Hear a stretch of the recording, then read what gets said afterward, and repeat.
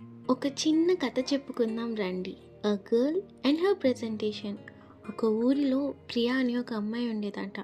తనెప్పుడు అమ్మో నా వల్ల కాదు, నాకేం రాదు అని భయపడుతూ ఉండేది.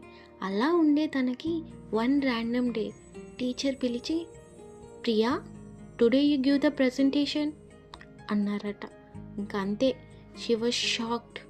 కానీ అప్పుడు తనకి అమ్మ చెప్పింది గుర్తొచ్చింది. First step is not perfection, it's courage అని. అంతే, she took a deep breath. Stage పైకి వెళ్ళి మాట్లాడటం మొదలుపెట్టింది.